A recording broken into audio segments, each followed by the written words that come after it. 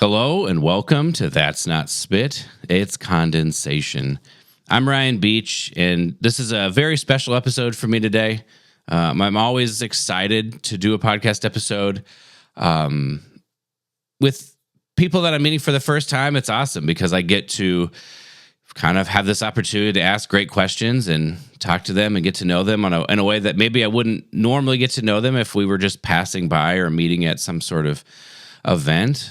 So that's very cool, but especially with people that I know, it's always a really nice way to reconnect. And then for this episode in particular, I have Michael Anderson, my undergrad teacher from Oklahoma City University.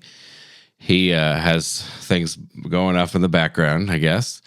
I'll try to shut that off. Sorry. It's all right. While you do that, I'll keep talking. He is recently retired from Oklahoma City University, and you'll have to tell me because I'm not 100% sure. How long did you teach at OCU? 21 years at OCU, 40 years total.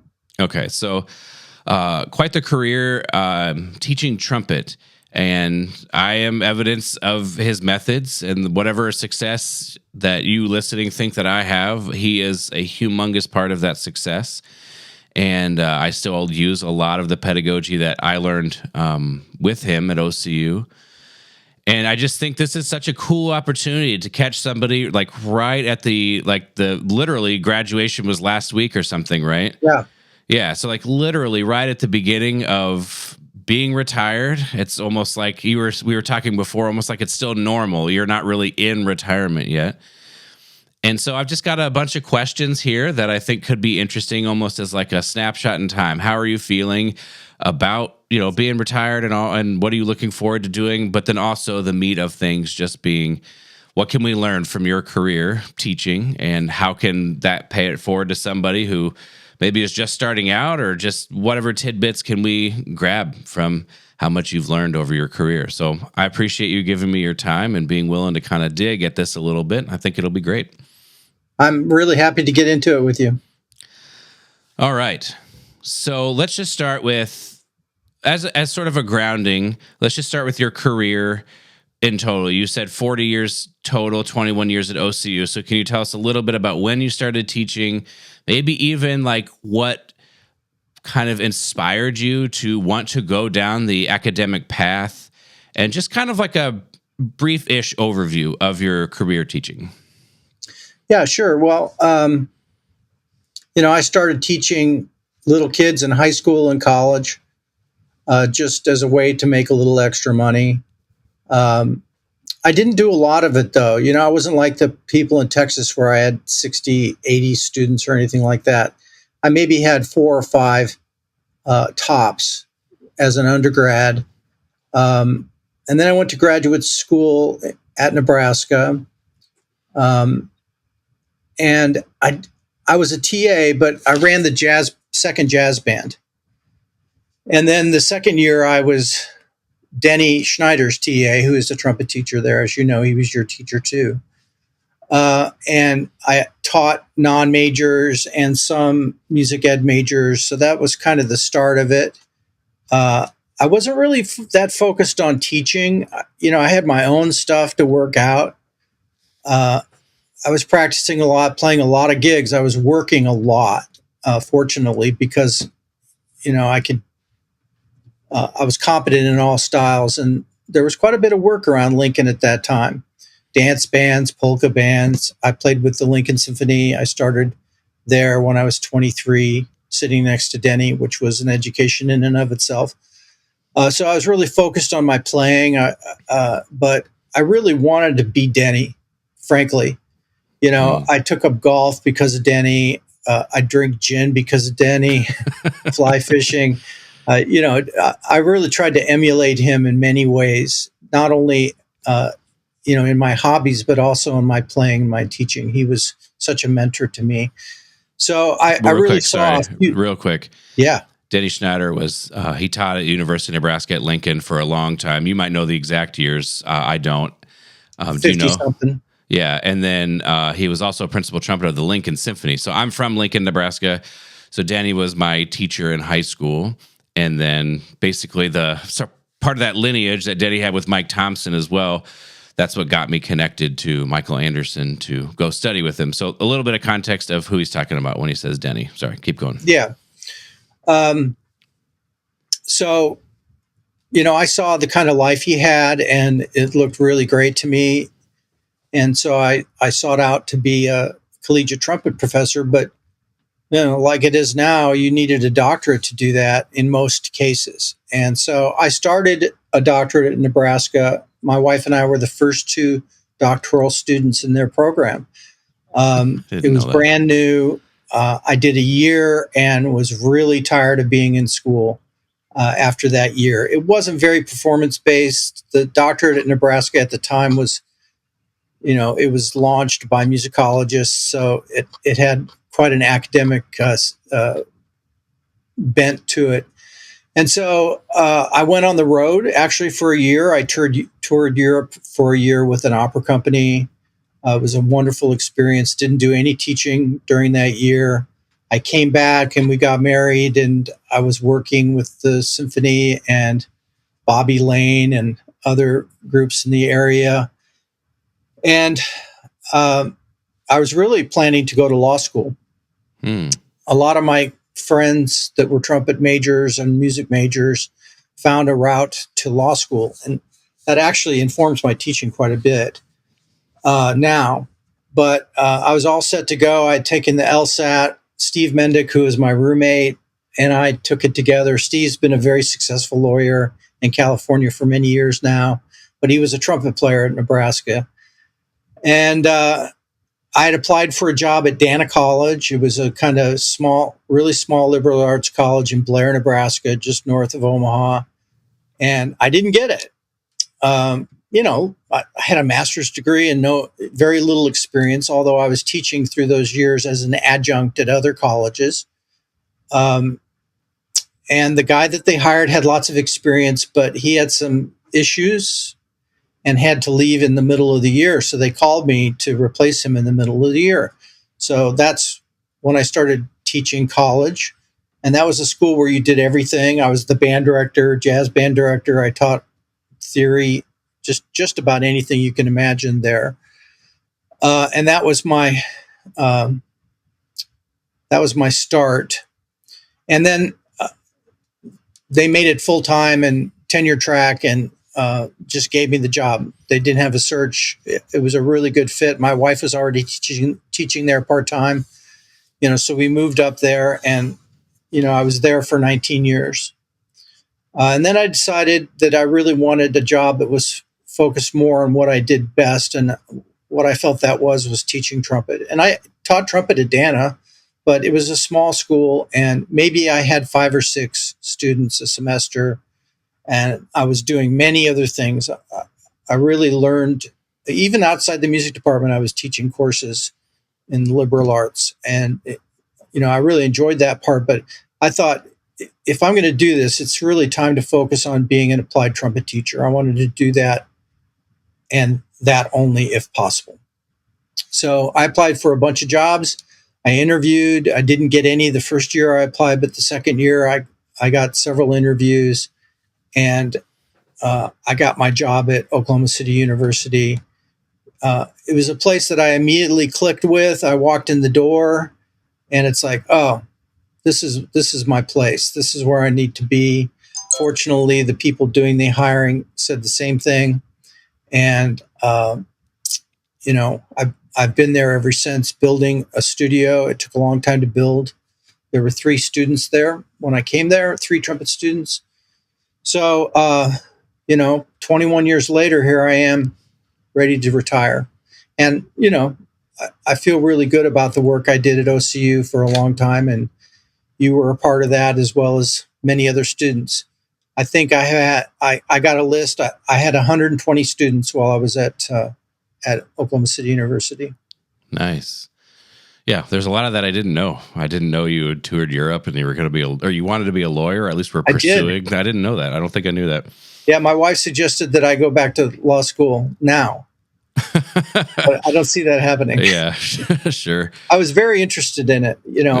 So many friends had gone from Lincoln, and it just sounded like a great path for me, but it wasn't to be. Yeah. Well, I'm thankful for that.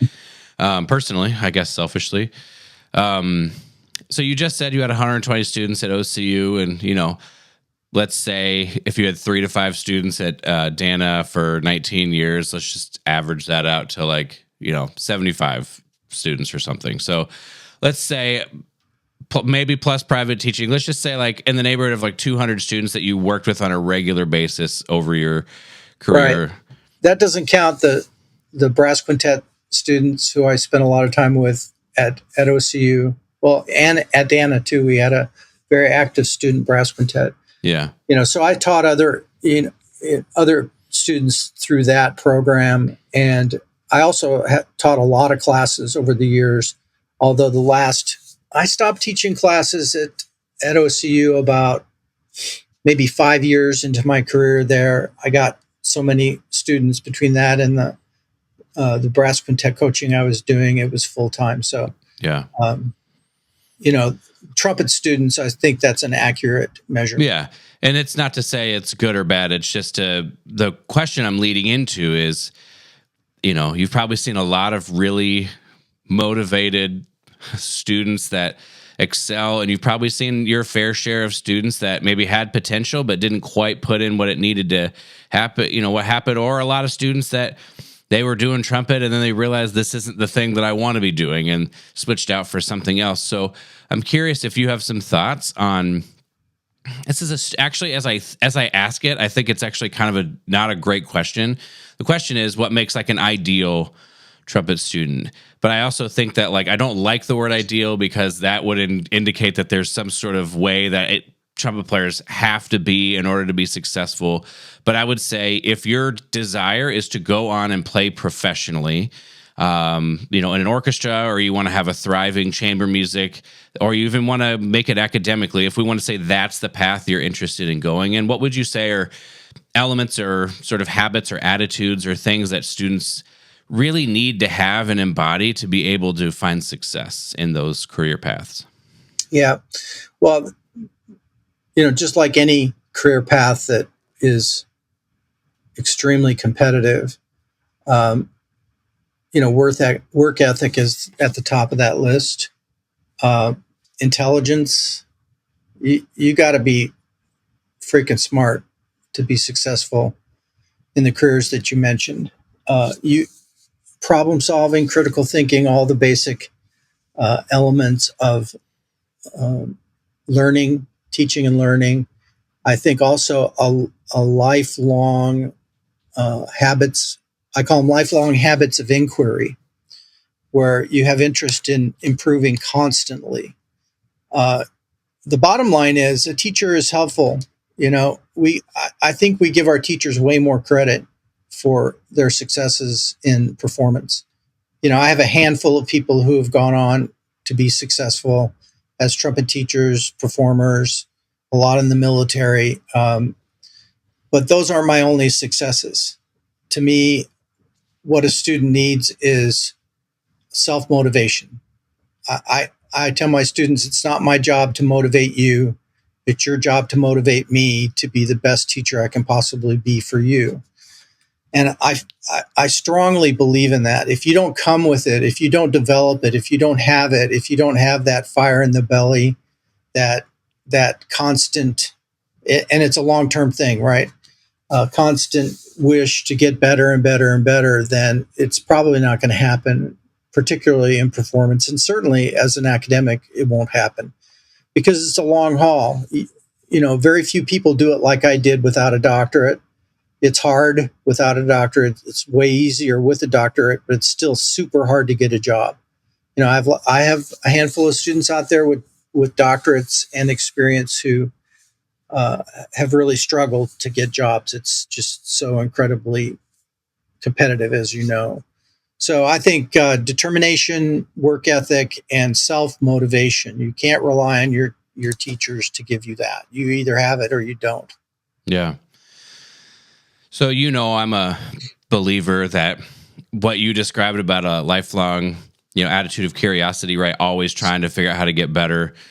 I think that can also apply to teachers, trying to always be thinking, am I explaining this in the clearest way? Or is there I mean, you could really get in the weeds with this, but like, is there a better method book or a better exercise or a better this or that, you know? Yeah. So I'm curious, in addition to thinking about a student from that perspective, what's sort of your, at least how you have tried to approach that kind of idea in your own teaching over your career? Well, it started figuring out my own stuff.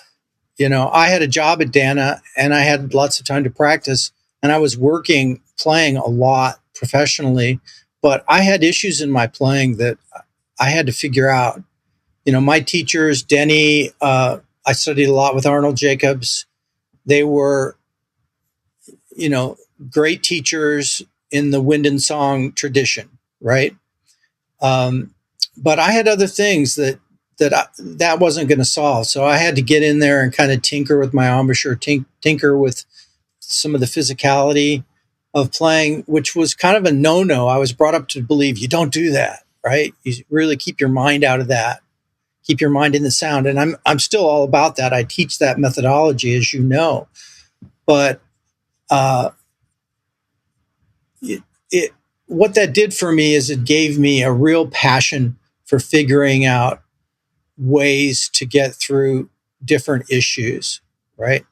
And of course, all the great pedagogues, that's their thing, right? And I consider that my artistic endeavor is figuring out pedagogically how to help students. I mean, you and I have had hours-long conversations about this, right? I am totally into it. That's the hardest thing to shut off now that I'm retired. As of now, I don't think I'm going to continue to do any private teaching, but I still find myself thinking about this issue, that issue, and looking for resources. So that's not something that you just turn off like a faucet. Okay, so I've been doing that for a long time, and every student is a different nut to crack, if you will. You got to find a way to help them get over the issues that they have.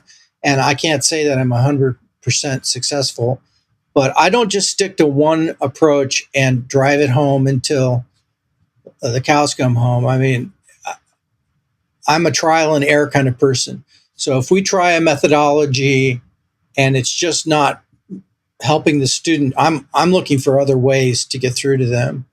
And it's not that they're stubborn. It's just the language has to change, the way you say it, the way you approach it, the exercises. You know, I had this book I called The Good Book, which had tons of different routines in it.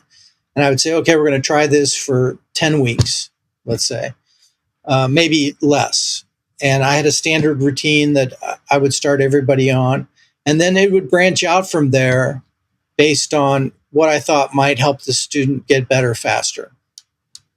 So to me, pedagogy is my creative outlet. Playing the trumpet, it's not really that creative, frankly. You know, I feel strongly that I'm a craftsman on the trumpet, not an artist. Artists create things, and what I'm doing is copying and emulating when I play the trumpet most of the time. I think improvisers are very creative and artistic. I think composers, but most of us orchestral musicians are mimics. Right? Yeah, I agree. So to me, my creativity, my creative outlet is in trying to figure out the puzzle that is a student that wants to get better. Yeah, I've enjoyed our conversations about pedagogy, and I'm surprised myself with how much I enjoy those types of conversations. Like, I think when I was a student, I was so dead set on, I just have to get there. I'll work as hard as I possibly have to. It does not matter. I'll drive myself into the dirt. But if that means that I can see that I'm going to get where I want to go, then that makes it worth it, and it's fine. And I don't value that anymore. I think what I value now is like, how much could I learn from point A to point B? Like, if that being if I just learn enough, hypothetically speaking, if I learn enough, that should mean that I have this wealth of knowledge that I can fall back on. I can solve problems of my own that'll make me more effective in helping others. And so it's interesting to me how much I've grown to value what you're describing over the past couple of years. And for the same reasons, I find it far more interesting to help people diagnose and solve problems than to figure out, how do I get a percent or two more on my Mahler 5 interpretation? Like, that's valuable work, but it's not quite as stimulating for me these days. I completely agree.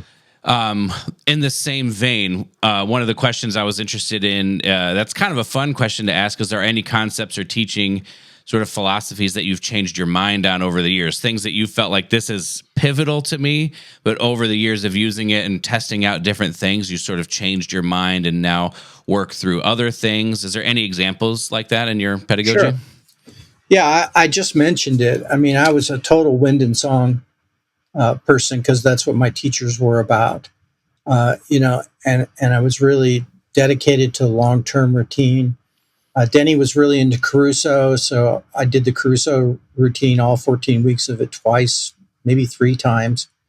I also did it on my own after I graduated.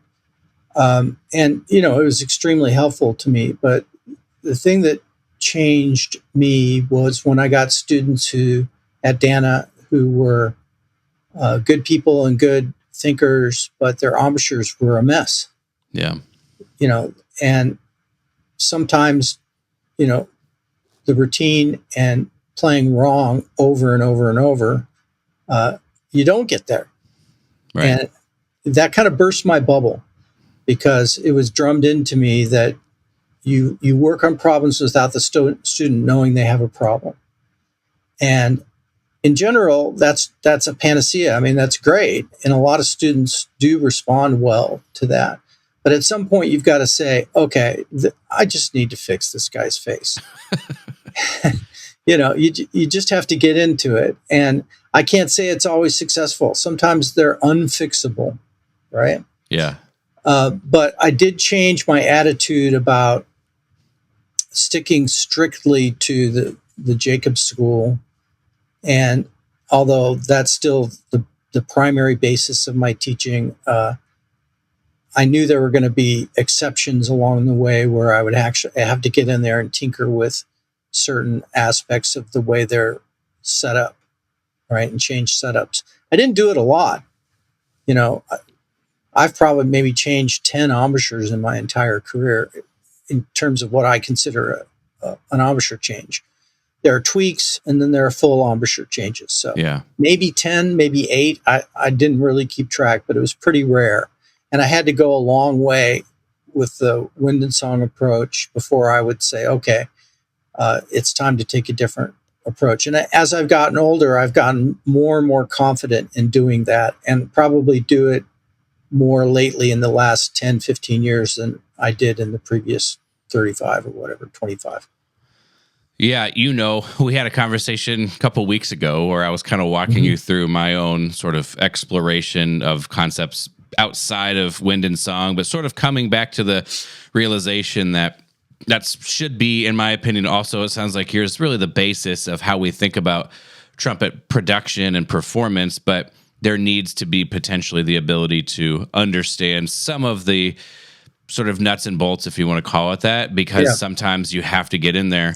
And I have another, I've heard that quote, Danny is one of the person I heard that quote from, right? For every problem, there is a solution that the student can do, that the student has no idea that a solution has been employed to a problem or whatever, right?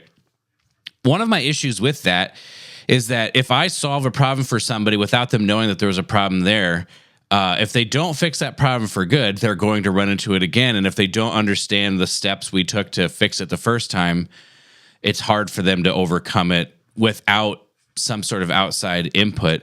And I'm curious, I mean, I know that you were just saying that feels great, but when you're walking students, even when you're walking them through sort of technical changes, if you want to call it that, are you still trying to do this in a way where they're like not overthinking things, or are you really trying to help them understand like what is going on here? What are we trying to fix so that they have that knowledge? Yeah, I think that's important. I agree with you. I'm pretty upfront with them now. I used to try to hide it. That stuff that Denny espoused about fixing things without the student knowing it. He could do it. Arnold Jacobs was a master at it. But where I was concerned, that's kind of witchcraft. Okay. Being able to do that was just crazy to me. And frankly, it just doesn't work with every level of student. There were people that went through Denny's program who didn't really get better. There are people who have gone through my programs that didn't get significantly better. And, Jacobs was already getting the cream of the crop all the time. Sure. Right? So, these are things that you just through critical thinking, you come to realize. I'm also training teachers. A lot of the students that I go through these issues with are going to be private teachers at some level. And so I want them to know the basis for making these decisions and for approaching these problems in a certain way. I'm particularly careful with my music ed majors that they understand, here's step A, B, C, and D, and, note these issues. Make sure when you start beginners that you do this and you do that. Because wind and song does not work well for most beginners. I mean, they have to start somewhere with putting the mouthpiece in the face correctly. Right. So I think having a balance, right? And I'd say probably, unless the student has significant problems, I'm probably 80-20, 20% tinkering, thinking about something physical that maybe needs to be corrected. It's hard to know, too. Man, I wish I could see inside the mouth. You can ask them where their tongue is hitting, but man, sometimes they just don't realize where it is. Yeah. And so getting that out of them, getting that information is a real back and forth. You have to have some skills to be able to interpret what's going on in there and then know how to get them to change it. And I do not espouse to be an expert in that. Sure. There are people who consider themselves shop docs, who maybe know more about the embouchure function than I do. But I think the balance is what's important. They still do have to, when they perform, think about the song, and they have to keep their mind in the sound. That's a Bill Adam quote. I say it all the time. Chase the sound. That's mine. Chase the sound, and all the other things should fall into place. That's not always the case, not 100%. But if they're spending 80% of their time chasing the sound and doing it with good air production, and focusing up front, we're buddies in that regard, then most of those things will fall into place over time. For the students who have really significant issues, I may spend a semester really tearing into minute details to try to get them over a certain hump. And then hopefully I can go back to 80-20 with those students, and sometimes it works and sometimes it just doesn't. Yeah. You got to accept that. Sure, you got to accept some failures. Well, we're going to talk about that in a second, but I'm curious. Well, I'm not. I've come to think of it like essentially everything. This came from I know I said this to you. This came from a podcast episode that I did with Karl not that long ago. Karl Sievers. I can't wait to see it. Trumpet teacher at OU, or recently retired. Anyway, he was just saying some things, and it got me thinking. And it was like, yeah, basically, like everything we do on the trumpet, it's first guided by a thought, and then second, it's going to produce some sort of result, right? And so, if we think of it like, well, I have this ideal sound in my head, and I start trying and tinkering with things, it's almost like, what do I need to do to create that result? And then once you create it, I almost think then you can start thinking about, okay, like what are some things I'm doing to create that sound so that it helps me do it with consistency. When you're a teacher, I find if I say, okay, we need to open up your sound, so let's do this exercise, and then it results in a more open sound, then I just try to think, remember that sound, make that sound, and then the change that we just did, like, will almost have to come as a result of it. So I think I agree with you. I guess I'm saying, like, not that you need me to agree with you for it to be a valid thing, but I agree that I find the simplicity of trying to think of the sound in your head it's beneficial not just for creating the best sound, I guess. So yeah, I find myself coming to a similar conclusion, and I find for myself, from a performance standpoint, there's a whole host of benefits that come with that. Not just like, hey, I sound better, but I find I play more consistently. You just mentioned, you got to take You got to accept some level of failure with this process. It's not going to be 100%. So I'm curious if you have examples of times where you feel like maybe you missed the mark, or just examples of times where you were trying stuff with students and it wasn't quite landing, and how you handled that, how the student handled that, kind of just like, how do you navigate that? How do you navigate it when it's just not working? Yeah, that's a hard one. And it can be really frustrating for the student and equally frustrating for the teacher. I try not to show that frustration at all. Being calm and, making them believe it would be okay. Maybe one of my flaws is I just don't believe there's only one way, right? And so sometimes I think I throw too many things at a student in a short period of time to try to overcome what I would consider a glaring issue. I had a student I just retired, but I had a student, I have a student, still consider him a student who just has so many things going not well, and he works his butt off.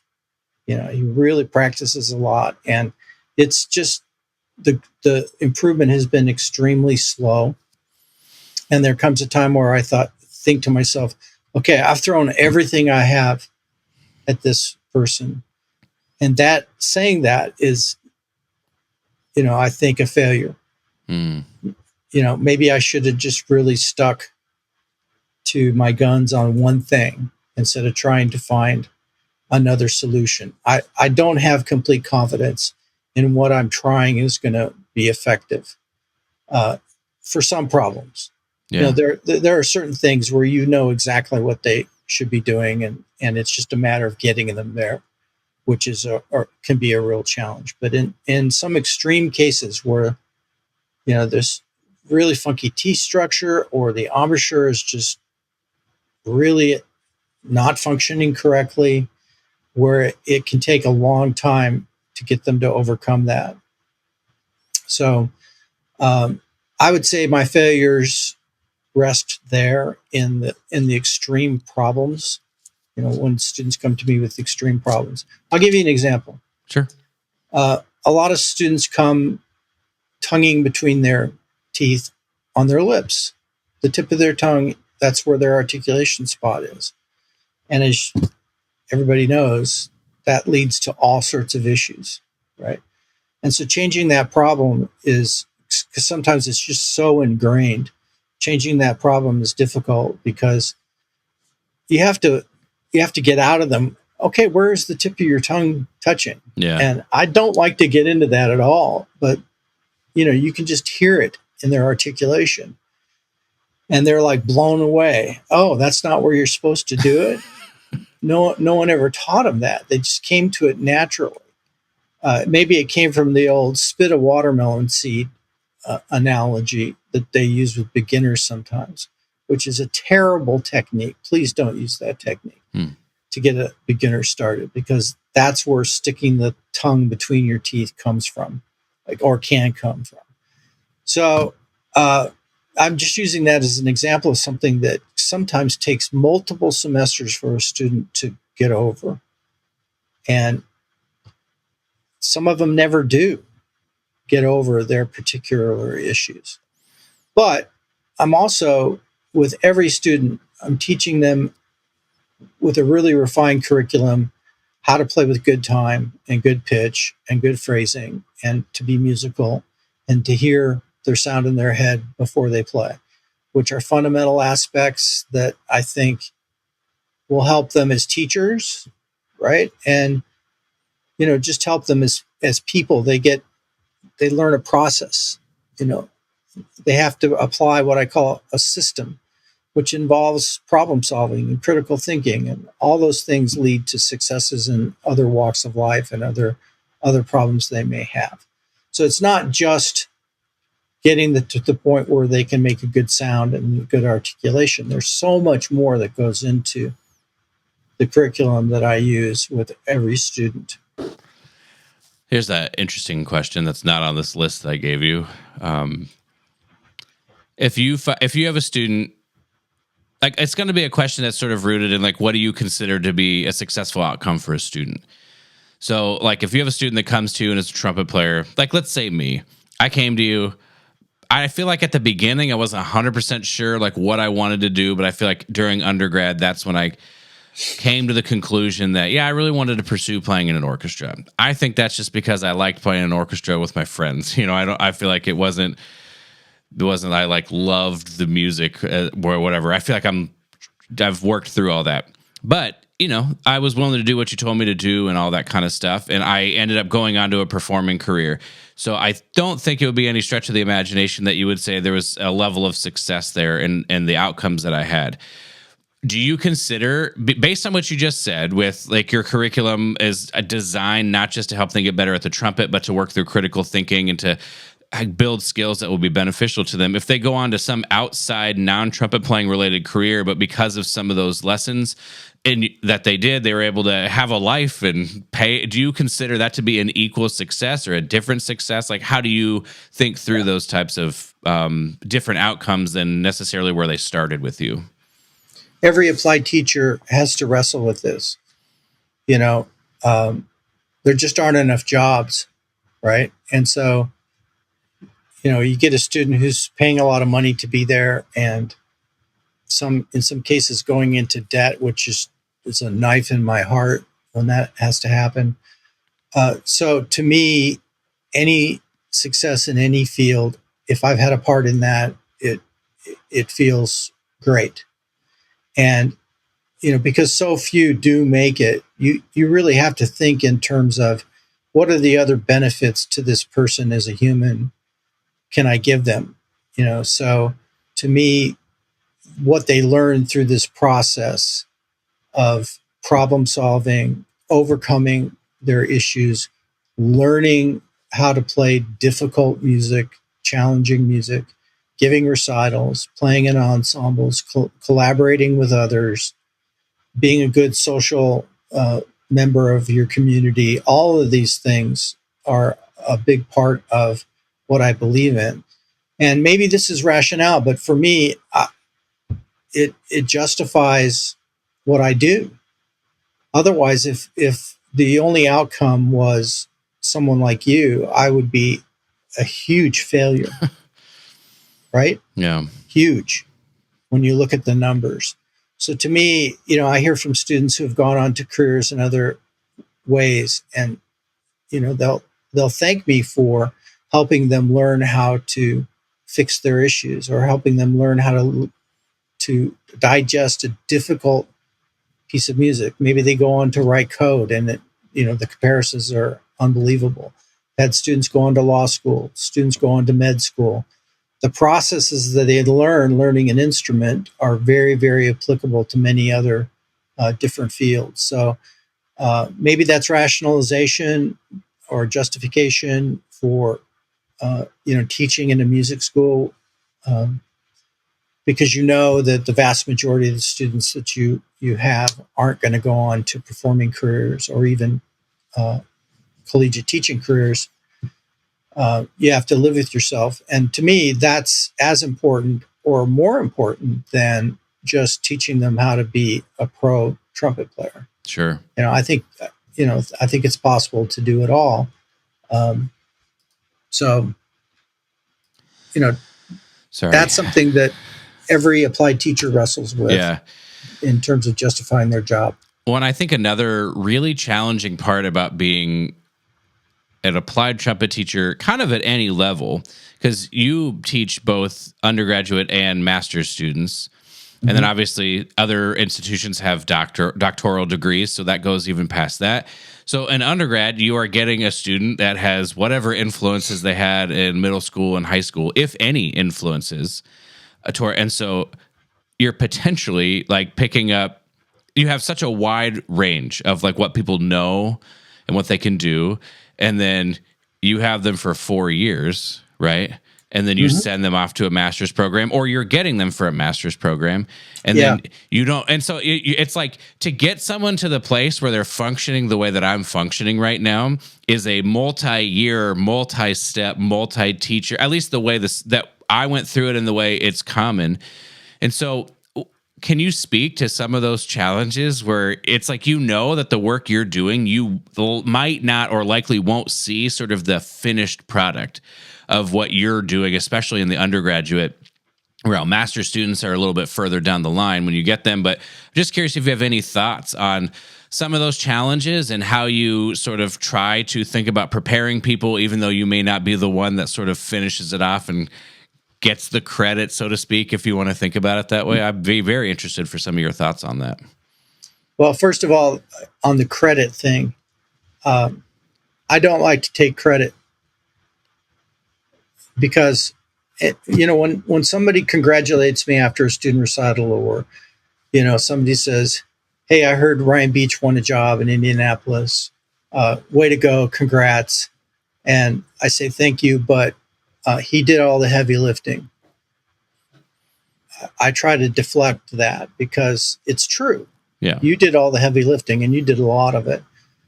So I'm just kind of guiding the ship a little bit here and there on most students, right? So there's not a lot of credit to be taken.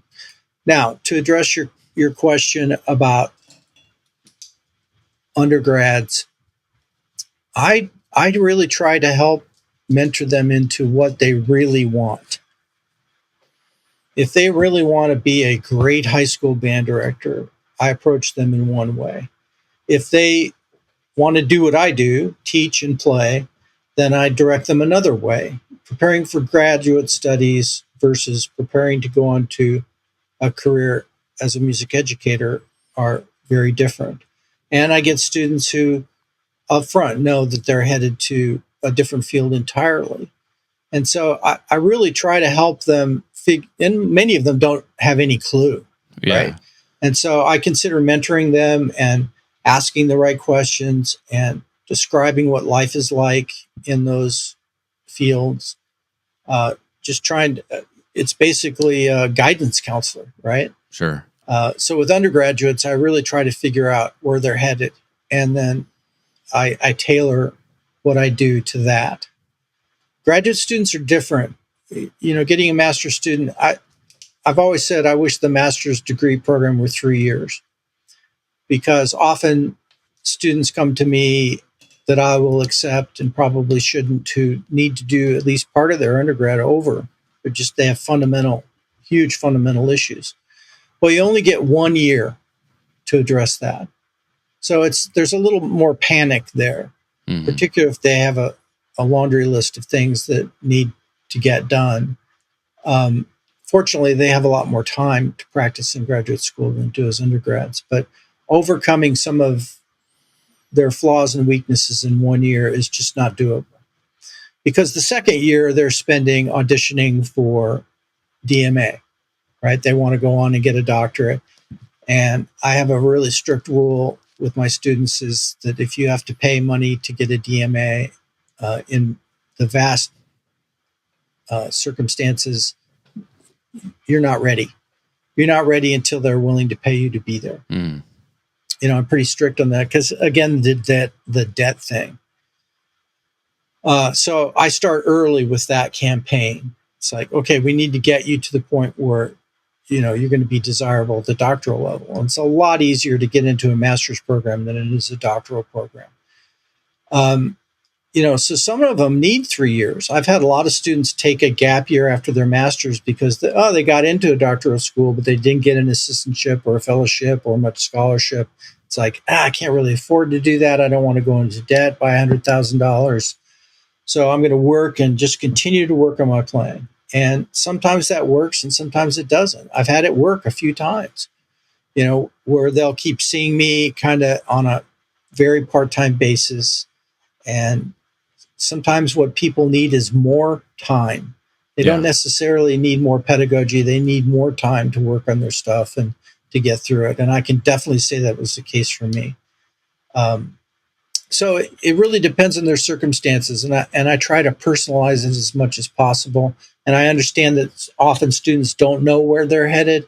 And I can work with that too, because the concepts that I'm trying to teach to get across to them are applicable in many circumstances. Yeah. So what do you do when you have a student who is fairly convinced they know what they want to do, but it's only because they have a semi-narrow view of what they're capable of, and that you see this person has a lot more potential and a lot more options than they think that they do, but because of either where they grew up or because of the influences that were around them, they're not necessarily open to thinking about those opportunities. Therefore, they won't pursue them with the kind of intensity that they need to. Have you had examples of that and where you've been able to break through and help students see actually you're capable of way more than you think you are? And what was that like? Oh, that happens all the time. I try to gently mentor them into considering an alternative career. In fact, I've switched probably 4 or 5 students in my career from being trumpet players to being euphonium or trombone players. Sometimes the bigger mouthpiece is a huge difference in their ability to make a great sound. So I have done that, and that's a really hard thing on a student because they identify as a trumpet player. Mm-hmm.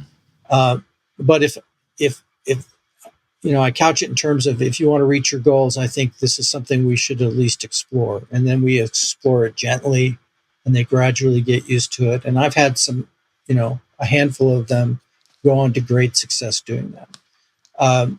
I might mention, have you considered expanding your conducting?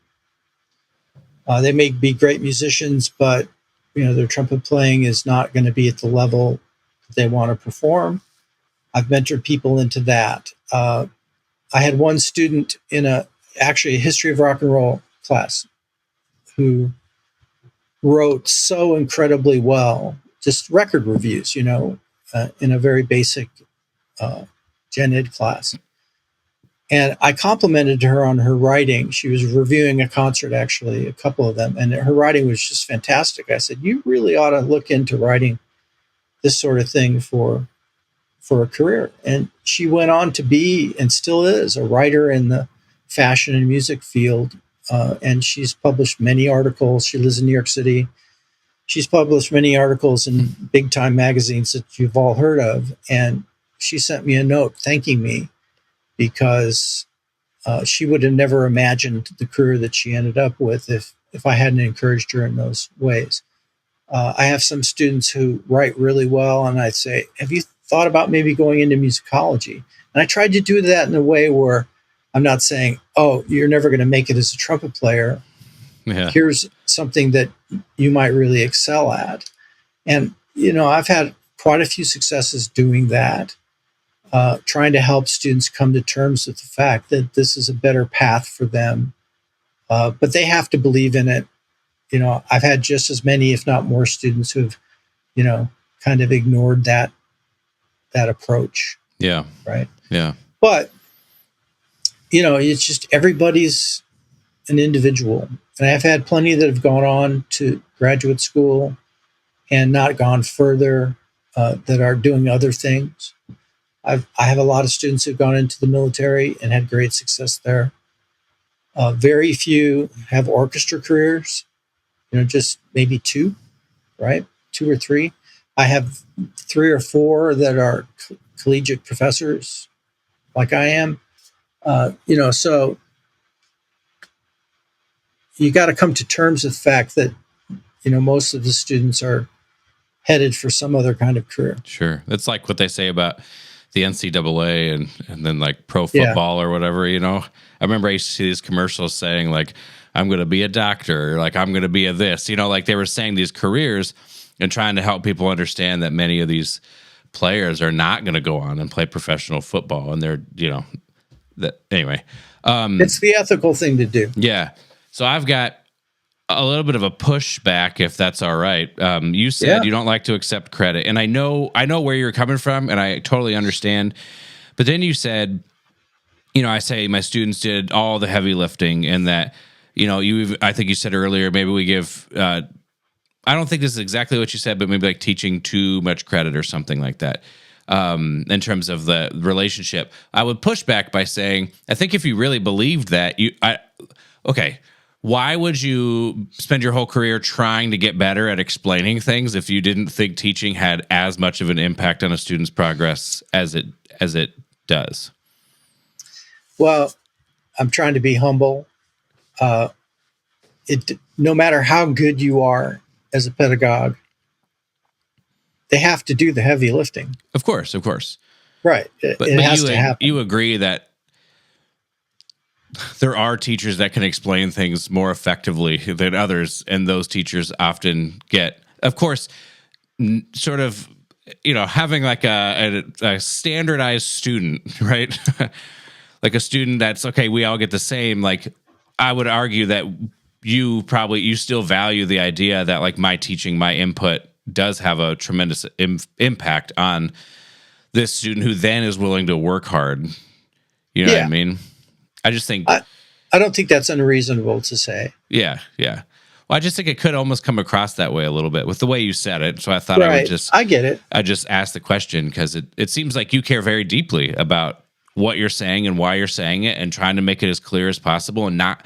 I mean, we spent years and years and years like trying to get me to understand what does it mean to hear the sound in my head. And it's interesting to have so much time now, like you said, needing more time, right? It's interesting to have so much time outside of having those conversations with you, some of the conversations that I had with Barbara at Northwestern, because it's like stuff needed. It's like I was doing well, right? It wasn't like I wasn't playing well, but with what I feel like I understand now, it's like I needed like 5 to 10 years for this stuff to just like gestate and like kind of for me to work through because it's like a lot of information, even though it's 4 years and it's a long time, it's a lot of information. Yes. And the other problem I would say is that the university system, depending on where you're at, isn't 100% set up for that person to only work on just their weaknesses in a perfect vacuum. You know what I mean? Like there's all these things pulling at you. So it's hard to just work on what you need to work on. But it really is. It's like I needed time to gestate. So it's like interesting because that information you shared with me was high quality. Same thing with Barbara, high quality information. And it's like a lot of it worked at the time, but it's interesting to see how much deeper I've been able to take it, where it's all the same concepts. I'm just understanding it more deeply over time. I don't know if you have any thoughts on that. There's no doubt about that. It took me, I don't feel like I had made significant progress on my weaknesses as a player until I was in my early 30s. There were just some humps I couldn't get over, even though I have incredible teachers and an incredible amount of professional experience. I didn't feel like I really knew what was going on with my playing and what I needed the humps I needed to get over until I did start to tinker and think more on the physical side of things.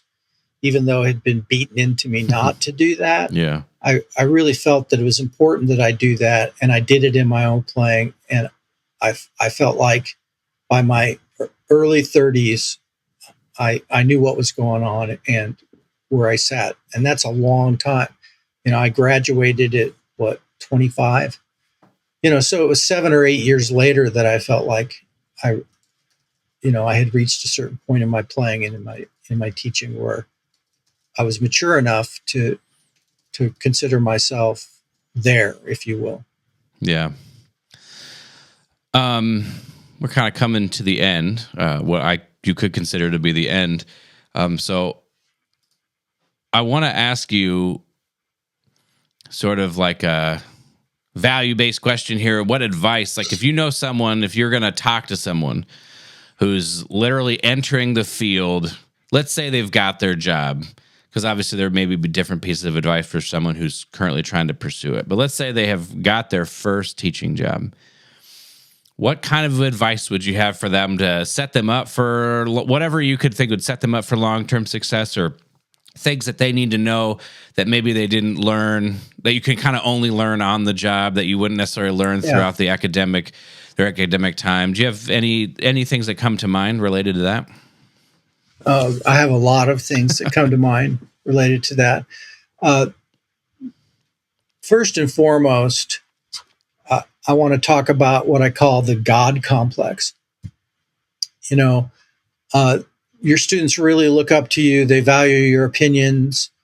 They want to know what you think of them. They want you to get out your crystal ball and tell them that they're going to have a career or not. And you just can't do that. If I've learned anything, it's to not prejudge a student's success or failure.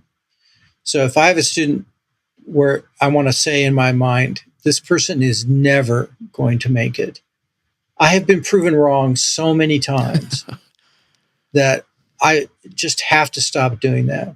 So you believe in every student as much as possible and try not to even think, oh, there's just no way this guy's ever going to play in an orchestra, or there's no way this guy's going to be able to get a good master's job. Because the minute you do that, somebody shows you otherwise. So you have to believe in every student. That's absolutely crucial. And your job is to help get them there and to believe in them. And sometimes it happens well after they're gone from your school. So, having that attitude, take any student and just step by step, work with them gradually and try to build great fundamentals and give them a system for learning new music well. So many students come to me with bad time, with really bad transposition skills, for crying out loud. I mean, you got to transpose in our business. I don't care if you're a band director or playing in a concert band. That's a skill you got to have. And you know how much emphasis I put in that in my curriculum. Some undergrad professors just ignore it. I get grad students that come and can't transpose a whole step. So to me, that's extremely important that all students learn a method for that. And, Denny had a great system for it, and I've used it for 40 years, and it's very effective. So, those are the things that I think you should keep in mind as a new professor. Also, love your students. I mean, this may seem really simple, but I have love for my students because in most cases, of course, I've had some people I don't like, but I try everything I can to relate to them. I try to show that I really care and, as much as I can. And that building a relationship, a personal relationship with each student is a priority for me. And that just happened naturally. I did not think that way when I started. I had the traditional, I'm the teacher, you're the student, we're not going to be friends. Well, I don't try to be friends with my students, but I do try to be an influence. In order to be an influence with them, I want them to know I'm really on their side and I'm supporting them in their endeavors, whatever it may be. I talk and counsel students into alternative careers all the time, and they trust that I'm going to be honest with them. Yeah. All my student evaluations over the years, I get the words brutally honest. And it's actually a compliment. He's brutally honest, and I really appreciate that honesty. Because, I never felt Denny was that way. I love Denny to death, but as you know, he avoided conflict at all costs. It actually had a physical response to any kind of conflict. Right. So all those years that I sat next to Denny in the orchestra, I really didn't know what he thought of me. Of course, he loved me. We spent a lot of time playing golf and doing other things, and we had a great relationship. But he never once made any judgment on my playing well, there was one time he told me I was being an asshole. So I'll count that. But other than that, I always wondered, what did Denny think of me? And so when I became a teacher, it's like, I'm not going to do that. Yeah. My students are going to know very plainly and honestly, when I think they're doing really well and when I think they're not. So the brutal honesty part, that's advice I would give, is that you be really straightforward with your students. Don't necessarily beat them up. I mean, you can do it in a kind and nurturing way, but they need to know what their weaknesses are. Yeah. Here's where you are. Here's where you need to be. This is what you need to work on. Yeah.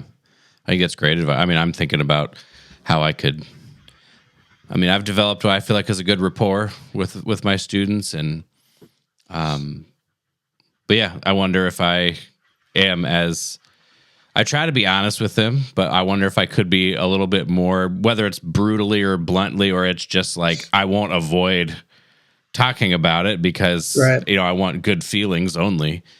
But that's my personality, right? I'm pretty blunt. People will tease me, "Oh, Michael, you're beating around the bush again," after I've just, said something really plain and maybe brutally honest. Yeah. We're in contract negotiations right now, and I'm being pretty brutally honest in those meetings. And that's kind of my role on our committee, is to be able to say the hard things to the people across the table. And of course, that's a different dynamic than being a teacher. But, students know when they get a certain kind of praise from me that it's honest also. Yeah. That it's brutally honest. Okay. I try not to create, I want to say one more thing. Sure. Don't create praise junkies. A praise junkie, a lot of high schools, they use praise for mediocre work as a motivator, excessive praise. And so they come to college expecting excessive praise for mediocre work. And I try to head that off at the pass right away, so that they know when they do get praise, when they get not just great job, but, spectacular playing, when I'm effusive, they know that that's real, that I'm not just putting it on to make them feel better about their performance. So that's part of the honesty too, not just on the negative side, but also on the positive side. Sure. They need to know what you're saying is real. So I would say for you to be able to be brutally honest and for a student to say, I appreciate that. It's the same kind of thing in any situation in life or relationship where there's got to be a certain amount of trust built, that you're not just being a dick, but you're actually saying this because this person needs to hear it. So like, I can't remember what it was like between us early on. I remember like my senior year and the vibe between us, junior, senior year later. Do you start out being brutally honest and just and sort of give context for like, this is like how I feel it's important to be brutally honest? Or do you have a period where you're less brutally honest while you're building that trust and showing them, and then you become more and more honest over time? Like, how do you manage being able to have a student appreciate that honesty? I think that happens organically. Mm-hmm. You assess how delicate they are. I have a box of Kleenex sitting there, and I remember one semester out of 80 where I haven't had a student cry in a lesson. One semester, it was a record. I was so overjoyed. We got to the end of the semester, and no one had cried in a lesson.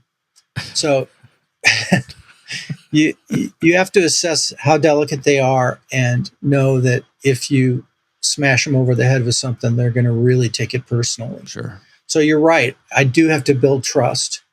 And that is a gradual thing for some students.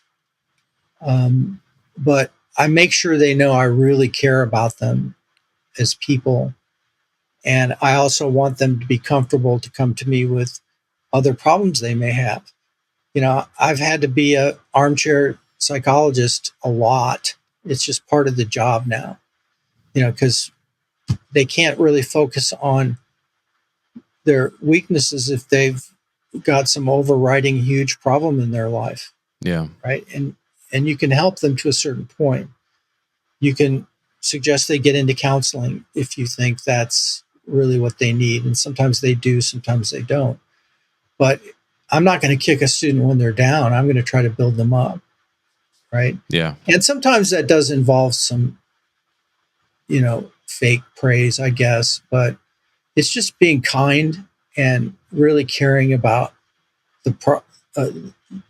their process and getting them from point A to point B without blowing it up. So brutal, I don't think I'm ever brutal, really. Whoops. To me, it's about caring about them and their future. And you'll know how to handle that if you've got any instincts for people's feelings. Sure. You should be able to manage that, I think it's and not all do that well. Yeah, no, I think it's great advice. I think as you're saying it, it's like it really feels like a skill you build as you're doing it. It's not, you can try to prepare for it, but really it's like you just look at the people that are right in front of you, and if you've even tried to get them to know them slightly, then it's just like, okay, let's just have a conversation. It's almost like I try to treat it as like I'm your trumpet teacher, but also I'm going to step out. I'm just going to talk to you as someone who's just got more experience than you. Yeah. I've learned more things, and maybe I have some things that I could share with you. Never to tell them what to do, but just give them things to think about of like how to navigate through whatever it is. I also think, I'm sure you agree, whatever struggle they're going through is probably not, it's hard to let people go through struggle, but at the same time, I've only ever grown a lot through learning how to deal with those types of things. So I've got one more like sort of, I guess, like interview question that I'll be curious for your thoughts. But before we do that, I've got a lightning round. Okay. Yeah, I just thought of this. I thought of this during the interview, and I just asked my assistant over here to write out some questions. So I have 15 of them. I'll skip any that don't. Wow. But it should go fast. It's like one or two, one word, one sentence answers. Okay. All right. Favorite trumpet excerpt to teach? Pictures. Cool. Least favorite excerpt to teach? Petrushka, because I can't play it well. Coffee or tea before a lesson?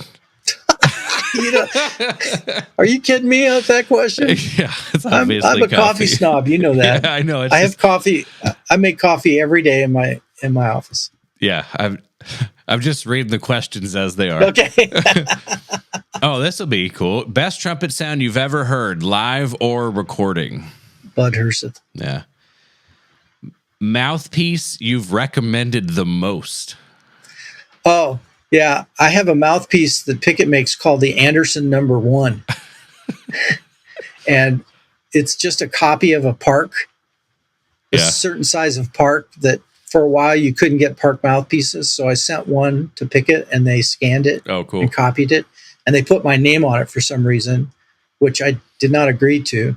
But I have a bunch of them, and I have my students try them, and it's often a really good way to get into a 1.5C, because that's basically what it is, but just tiny bit different. And so a lot of students of mine have ended up on that mouthpiece. A couple have ended up on the one I play now, which is a Greg Black. Some of them stick with 3Cs, Yeah. So that's a whole process. Practice advice you found yourself repeating the most? TCOB. Yeah. Take care of business. I think ring and sing. Yeah, that's another one. That's probably the teaching. I was going to say, I think I heard TCOB probably more than any other teaching concept during my time there. Yeah, that's pretty important. All right, I'm going to guess this one. Favorite non-music hobby? I'm going to guess. I would probably say photography, but I don't know if that would be considered a hobby anymore, considering you do it and get paid money. But that would be my first guess, and my second would be probably like grilling meats. Oh, I hadn't thought about that one as a hobby. Yeah. I'm a hobby guy. I've had a million of them. Just ask my family. Fly fishing was probably my absolute favorite hobby, and just because of health reasons, I haven't been able to do it much lately. I hope to be able to get back to be able to do that. Photography is a business now, but bird photography is a passion of mine. That's true. Yeah. That's probably the number one right now. Yeah. I love photographing birds. If you could have dinner with any trumpet player, living or dead, who would it be? Me. And you can't say me. I know that would be your answer, but you can't say me. Well, I've had dinner with Bud, so I guess I can't use that. It's so hard. I'm just not a favorites kind of guy.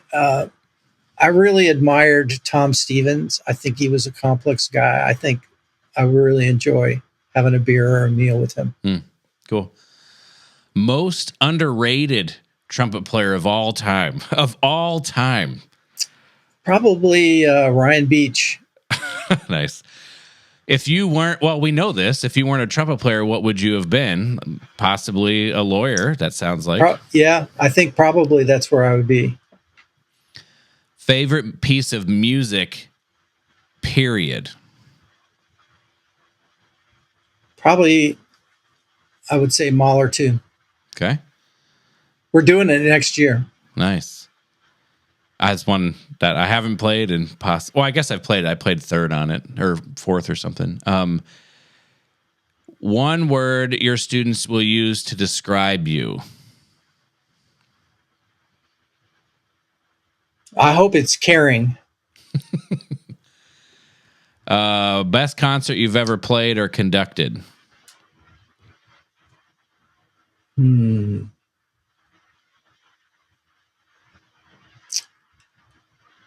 I did a trumpet ensemble piece, which is unusual for me, and it had a solo trumpet part that I played. And it was just on a brass chamber music concert. It's probably the best playing I've ever done in my life. Nice. And a myriad of orchestra concerts that I think were extremely rewarding. But I think back to that one solo piece because I'm not really a soloist. So it was a big lift for me, and I had a lot of fun doing it. And yeah. I was real proud of the results. Cool. Okay. One more. What's more important, good sound or good rhythm? Oh, man. Don't do this to me. Your sound is your calling card, but if your rhythm sucks, nobody cares. All right. The very last question, this is not a lightning round one, is just what will you miss most about teaching trumpet? Oh, that's an easy one. I love sitting side by side with individuals and just the conversations and the back and forth, playing with students. I'm really going to miss those relationships big time. That's, if I could just transport myself there,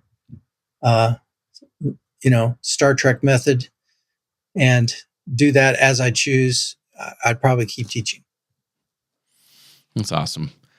Well, I'm grateful for some of your thoughts on this episode. It's a lot to chew on, and it's just nice to sort of get to ask you these questions, kind of, I don't know, just spend this time and ask you, learn from you, I guess, keep learning from you. So I'm grateful that you gave me your time. If somebody reaches out, obviously they may not be able to reach out to take a lesson with you anymore, but if they just wanted to let you know what they thought of the episode, how would someone get a hold of you? I'm on Facebook. My email is difficult to spell. So just my school email is manderson@okcu.edu. You can contact me through that email. They're going to let me keep it indefinitely, which is really, really nice of them. Cool. I've really enjoyed our conversations. People need to know we've had hours and hours of this kind of talk, and it's really helped me. Watching your podcast, the work you're doing is huge to me. It's got great reach. I tell my students, hey, go listen to this podcast or go look at this YouTube video that Ryan put up. And it's a great resource for people doing what we do. And I appreciate that you've taken it to the level that you have. And I think you're making a great contribution to our work. And I hope you continue to do it. Well, I appreciate you saying that. I really enjoy doing it, and I enjoy trying to understand stuff and share what I'm learning. So yeah, thank you for your time. I want to thank Brandon Yoakum for his work on mastering this episode of the podcast. You can check him out at epiphanyrecordingstudio.com. And most of all, I would like to thank you for listening to the episode. I hope you enjoyed it, and we'll see you in the next one.